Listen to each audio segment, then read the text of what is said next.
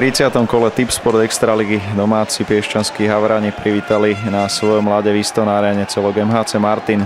V úvodnej tretine mali ako prvý príležitosť na skorovanie Martinčania, ale Važan sa vo svojej golovej príležitosti proti Šurekovi nepredviedol a domáci brankár ho dokázal zlikvidovať. Hra sa následne odvíjala v slušnom tempe a do šanci sa začali dostávať aj domáci hokejisti. Jednu z nich po akcii druhého útoku dokázal využiť Dušan Pašek, ktorý zúročil dobrú predošlú prácu Tibora Kutálka pred brankárom Čechom a v 8. minúte dostal Havranov do vedenia 1-0.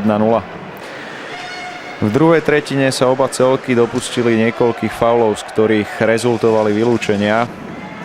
Ani jedno mužstvo však svoju početnú výhodu nedokázalo zúročiť na strelenie gólu.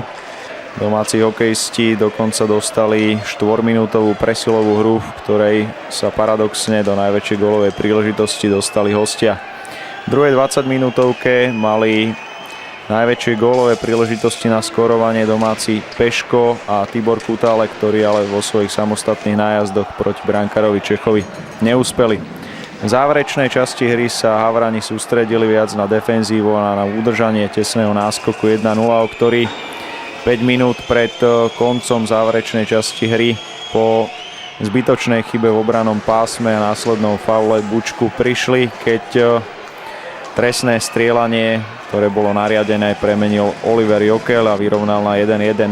Následne v predĺžení gól nepadol, takže o víťazovi stretnutia museli rozhodovať samostatné nájazdy. V prvých troch ani na jednej strane gól nepadol, nakoniec o víťazovi duelu rozhodol Oliver Jokel, ktorý zo 4. trestného strieľania prekonal Martina Šureka a následne domáci hokejisti už zareagovať Janom Románkom nedokázali a tak si Martin z Iston Areny odviezol 2 body po víťazstve po samostatných nájazdoch 2-1.